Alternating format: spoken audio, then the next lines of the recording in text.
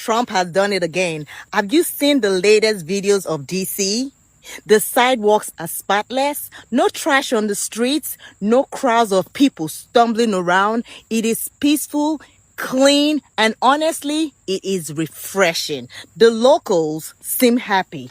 So far, I haven't seen a single video of a resident complaining. The only ones upset are people who don't even live there and just hate Trump.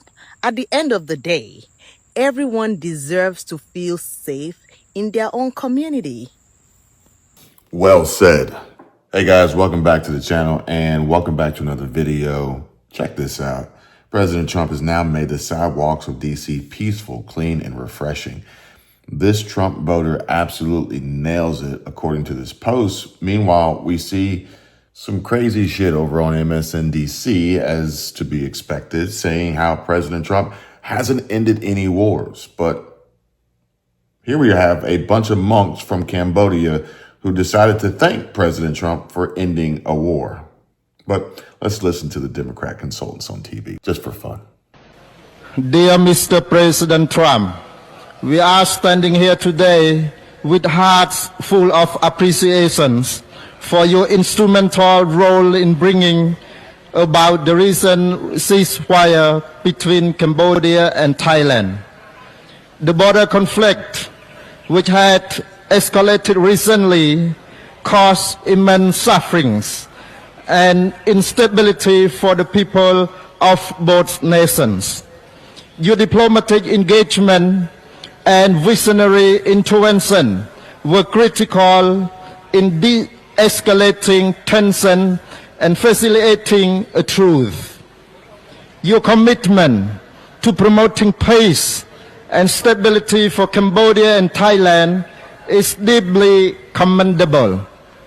The ceasefire, which was achieved in recent talks in Kuala Lumpur, Malaysia, is a testament to your extraordinary statesmanship to resolve conflict and preventing catastrophic war between the two nations. It is our sincere hopes that this initial success will lay the groundwork for a lasting and comprehensive resolution to the long-standing territorial dispute. The people of both Thailand and Cambodia deserve to live in peace and without fear. Your actions have provided a path toward that goal, and for that we are profoundly grateful, and we thank you for your leadership and dedication to conflict resolution on the world stage. Today, 70,000 Cambodian Buddhist monks are wholeheartedly supportive of our Cambodian Prime Minister Hun Manet to nominate you for the Nobel Peace Prize in recognition of your historic contribution in advancing world peace. Please accept, Mr. President, the renewal assurances of our esteem. From the bottom of our hearts, we deeply thank you and the people of the United States of America for your kindness. May the Buddha bless you all. Right now, 2,569 Buddhist monks would like to bless you and the First Lady of America and the people of the United States of America a good health and a long life. Thank you, Mr. President. Chia yon tao pu thi mule e wang twang vichaya hao hichaya sachaya mangkale apara chitapalangke Apiseke sapapatianang akyapataw pamatatesonakatang Sapapiyatang sahatatang sakana samahatay chasayatang Kenang kaya kamang wiacha kamang patakenang Te patyakena nikatwa nelapantate patyakene. President Trump understands that in D.C., it is the minority community that is suffering. Just the other day, I said, give me a picture of all of the teens, everyone 19 and under, who were killed by gunfire. Okay? And in 2024, there were 29 of them, all teens killed by gunfire. 2025, so far, there are 19, all teens killed by gunfire. Every one of them African American, every one of them minority community. And I'm going to stun you. 70% of these homicides of 45 young minority kids in the last year and 7 months have not been solved. The ones who shot and killed them and took their lives from them are still walking the streets. We haven't arrested them. We haven't taken the guns from them. And that's what the president understands. And that's my mission. Judge Janine Pirro here says every single one of the 45 teens killed by gunfire in D.C. since 2024 are minorities. And 70% of these homicides have not been solved. We haven't arrested them. We haven't taken the guns from them. That's what President Trump understands, and that's her mission. Now, let's talk about these wars, because these wars exist here in our country, not just in D.C., but each and every day on the road, okay? It is now being reported that the driver who entered the U.S. illegally in 2018, but was still able to get a CDL in the state of California. We have illegal immigrants driving 18-wheelers on American highways, and the aftermath is tragic, folks.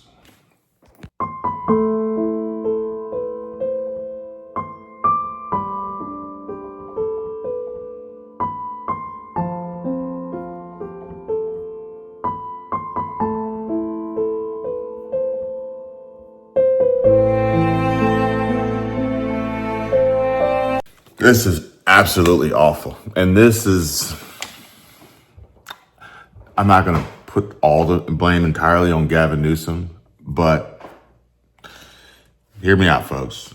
This illegal alien truck driver who caused a huge wreck has been arrested for vehicular homicide and will be deported, Florida officials announced. And Harjinder Singh got a CDL in the sanctuary state of California. Eric Doherty rightfully says GTFO. Lives a TikTok, says that this illegal alien obtained a commercial driver's license in California, and he just killed 3 people after making an illegal U-turn. This is California sanctuary policies in action. Sanctuary city policies get people killed, and odds are if this happened in California, this terrible tragedy, he'd probably just be set free, allowed to continue driving and taking jobs away from American truck drivers at that. This one here asks, who's verifying these Class 1 licenses in Canada and the U.S.? This same illegal maneuver seen in Canada by a Punjabi driver was just done in Florida. A semi-truck making a U-turn on the turnpike killed 3 people from Florida City, Pompano Beach, and Miami. Come on, guys. Come on. And it's no wonder President Trump enforced a mandate of an executive order to make sure that American truck drivers can read and understand the English language. People ask me all the time, why haven't you ever had Hillary or Bill Clinton on? Why didn't you have Kamala on during the last campaign? You think we don't ask? We ask these people every week. They say no. It took 8 years and a petition to get Obama on. And these are people, all people I voted for. Think about that. They're afraid to come on the show of a guy who voted for them. The Republicans, they show up. And when they do, they take their beating like a man.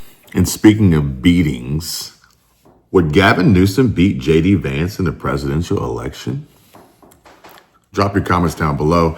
Also, make sure you check out the links down below in the description. Come on over, Join our Platinum Coaching on Patreon. Check us out in the Stay Free community on School, and make sure that if you haven't already, or you know anyone who would like the opportunity of potentially saving money on their Medicare, open enrollment, annual enrollment is coming up real soon. So give our friends at Chapter a call. And if you are interested in saving money specifically on your Medicare, then make sure you give our friends at Chapter a call. And I want you guys to really pay attention here, because it's come to my attention that most seniors are not on the best Medicare plan. They're either overpaying for the same coverage they could get elsewhere, or they don't have the coverage they need in an emergency. Chapter can review your options in under 20 minutes. It's fast, it's simple, it's easy, and it's free. If you're already on the best possible plan, they'll tell you they're unbiased and they're purely here to help folks, seniors, save money on healthcare, on average $1,100. And if you're not on the right plan, they'll help you switch, even if it's to a plan that pays them nothing. Again, unbiased, folks. This is unique and unlike any other Medicare provider out there. And this is exactly why we love Chapter so much, because they're literally just trying to help people. Chapter works for you, not big insurance or the government. And there's no pressure, just honest, free advice from professionals who know Medicare inside and out. Hi, I know some of you are just as nosy as I am, and I love to watch these videos. So this is how much it costs us to live in Southern California for 1 month. This is the month of July. I just closed out our books. So for reference, we live in Southern California. We bought this home that we're in right now 1 year ago, basically June of 2024. The house is 3,000 square foot, just to give you a rough idea. It was pretty bare bone. We have since done a pool, new fencing, patio cover, concrete, grass, all the things. But it was pretty bare bones, but it's 3,000 square feet. So the house was $625,000, making our mortgage $4,500 a month, but we pay $500 extra, so it comes out to $5,082 a month. So for the month of July, we have no solar. We have a pool that we heat, and we've been running the air a lot because we're in Southern California and it's July. Our gas bill was $119.21. Our Edison was $400.29. Our Frontier was $89.99. Waste management, they took out $138, but it's for 3 months. So for 1 month, it comes out to $46.31. Vehicles, I drive a 2024 Ford Explorer. It costs $629 a month. His work van costs, he rounds up and pays $1,200 a month. His 2025, this is his personal truck. It's 2025 F-350 Super Duty. He rounds up and pays $1,200 a month. His motorcycle, $450 a month. Insurance for all the vehicles. We have 5 vehicles on it because we have another truck that's also paid off. Comes out to $750 a month. None of this is including any other expenses we did this month, like our fence, patio cover, anything like that. It also doesn't include any of the expenses that it costs him to run his company, like general liability, workman's comp, payroll, the phones for the company, literally none of that. Making our grand total $9,997.01 a month to live in Southern California. So I just became a stay-at-home mom. We are a one-income household. I'm 24 for reference, and he is 28 for reference. So it's how much it costs a young starting family to live in Southern California. I mean, we do have a nice house. We do have nice vehicles, but yeah, I like watching these videos. So if you're nosy like me. Hey, and ain't nothing wrong with having a nice house and having nice vehicles. Ain't nothing wrong with that. Granted, if you were to scale back and have not as much of a nice house or not so nice of vehicles, well, granted, you could probably shave a few thousand off of that monthly expense, but you only live once, and you might as well be happy, I guess, to some degree, right? You don't want to be broke and miserable and living in a shitty house, driving a shitty car in a dangerous neighborhood that could likely break down on you, preventing you from getting to work, making money, and also costing you more in maintenance and repair. So there's that. Living in California, I just don't get it. I don't understand. She's an American. She breaks down how much it now costs to live in Southern California per month. I hear it. You know, I understand math. I just don't understand the logic. I don't understand the logic. And, you know, at the same time, we would love to see President Trump come in and solve these problems, you know, correct these issues, much like he has been able to in D.C. But granted, his the arm of the law there, his reach, his ability is a little bit different than California or, for instance, New York, for which New York is already trying to buck President Trump. And you would think that this guy would have had it figured out by now, but apparently not. Perhaps maybe he's drunk off that Hollywood Kool-Aid.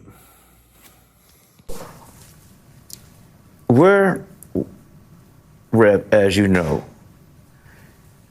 this country right now it's bananas, and this guy trying to take over D.C.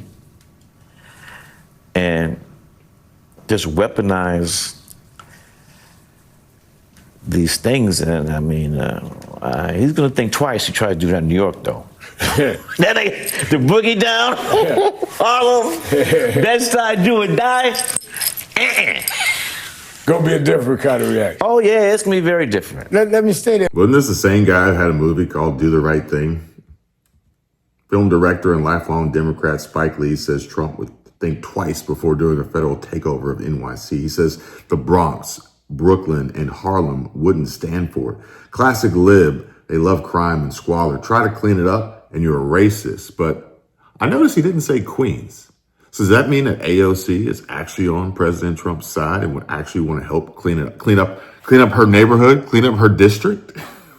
And why do you think these Democrats are afraid to show up to a Bill Maher show, even though he voted for him, even though he would cover all expenses and take care of their trip and their visit, their flight, their stay? Hell, he'd even put them up in this house. But maybe it's because this is the type of house they'd have to live in, or at least stay in for the time being while they're waiting for their taping of their show. But yeah, those videos right there, actually, I enjoy those. I actually bookmark a lot of those. Maybe I'll put a collection, a collaboration, or a compilation together and share with you guys. But it's California, folks. It is a lawless hellhole. It's a freaking dump. It's hell on earth. Scott Jennings says, let me summarize Gavin Newsom's political argument right now. Let me summarize Gavin Newsom's speech today. Gerrymandering is evil. Please vote for my gerrymandering. Of course, he failed to mention that it's already gerrymandered. Republicans get 40% of the vote in California. They have 17% of the congressional seats under a supposed independent redistricting commission. So we're going to further gerrymander the gerrymandering by that that caused Texas standard, to act in the by first that place. standard, Scott, Texas is also gerrymandered. So you want to keep going? How about Illinois? But where you live? here's the issue. Texas acknowledges Illinois is concede it. gerrymandered. No, no, regular census, the legislature there, Correct. gerrymandered Illinois. That's right. It wasn't in the middle of the game. But let the other side, because I think, you can fuzzy up that, and I think you've got some good political, there's probably good sense politics behind fuzzying that up. But here's the problem, and you sort of touched on it.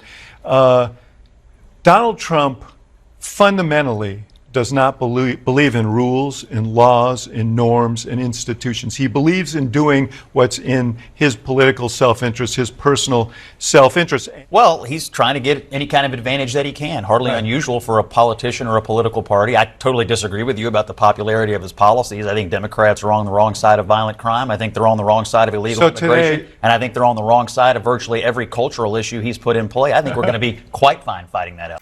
And there is most certainly a storm coming, folks, and not just this one here of Hurricane Aaron, which has intensified to a Category 5 storm with sustained winds over 160 miles per hour. Dangerous surf and possible flash flooding conditions are expected along the East Coast from the Carolinas to New England. That's going to be something, man. Boy, oh boy, I hope everybody's ready and prepared for that. And we should probably lump this into the compilations that I'm going to put together. And this one here of President Trump and Vladimir Putin, I don't know if this is real or not, but it is definitely entertaining. This here is all too real for sure, and I love it. American jets escorted Putin's plane to Russia, Putin guarded by the U.S. Air Force. And mark my words, folks, we're going to see an end to this war sooner than later. President or former President Joe Biden, possible President Kamala Harris would never. The numbers are breathtaking. Since President Trump asserted federal control over our nation's capital in Washington, D.C., we have seen a record number of violent offenders, bad guys, gang members, and all kinds of threats to public safety removed off the street, as well as their illegal weapons that they've been using to terrorize the citizens of this city. Additionally, we have seen over 70 homeless encampments that have scarred and disfigured the public streets of this city, dismantled and thrown away, and the homeless cleared from those encampments. At the same time, we have the National Park Service going around and getting rid of the gang graffiti that has been left untouched by this city for decades. Since I've lived here, I moved to Washington, D.C. 20 years ago. And I've seen graffiti in some of our landmarks that has gone unremoved for decades that is now being cleared away. You have gang members that are being taken off the streets. You have druggies that are being taken off the streets. You have our parks being made safe again, our transit being made safe again.